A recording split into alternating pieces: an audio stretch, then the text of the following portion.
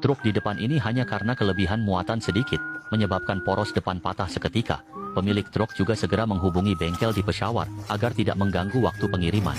Setelah mekanik dengan cepat melepas roda depan, ternyata lubang poros patah menjadi dua bagian. Untuk kerusakan yang parah ini, mekanik perlu melanjutkan melepas bagian yang terputus dengan tujuan utama mengeluarkan pecahan yang patah. Mengingat poros depan ini sudah tidak bisa digunakan, bagian depan truk harus menggunakan penyangga spiral untuk mengangkat roda depan truk sepenuhnya agar tidak terbebani.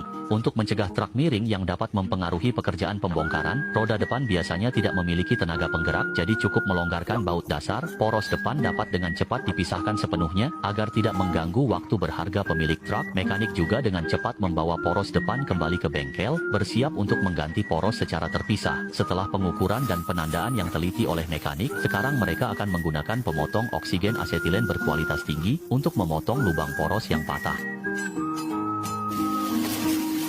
Mengingat panjang poros depan sudah berkurang, untuk mengembalikan poros ke pengaturan pabrik, maka dipilihlah suku cadang bekas yang sesuai, sehingga dapat mengganti panjang yang hilang akibat pemotongan sebelumnya. Meskipun poros diambil dari mobil yang sudah dibuang, selama tidak ada deformasi atau retakan, poros tersebut masih bisa disambung dan digunakan kembali. Untuk membuat poros terlihat lebih estetis, mekanik juga perlu menggunakan cat semprot untuk menutupi karat di permukaan. Kemudian setelah memastikan poros baru cocok, pertama-tama harus melakukan pengelasan titik sederhana pada retakan. Dengan cara ini, dapat menggunakan pengukur level untuk mengukur, untuk mencegah poros mengalami pergeseran, seperti pengelasan dengan area kontak yang lebih besar ini.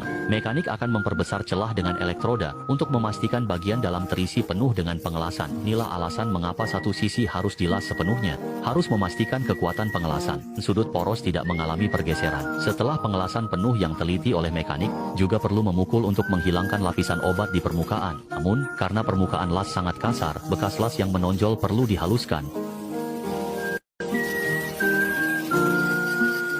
Meskipun kepala poros depan sekarang sudah disambung, kuatan keseluruhannya masih belum memenuhi persyaratan penggunaan. Untuk meningkatkan kekerasan kepala poros, tukang perlu memanaskannya dengan arang.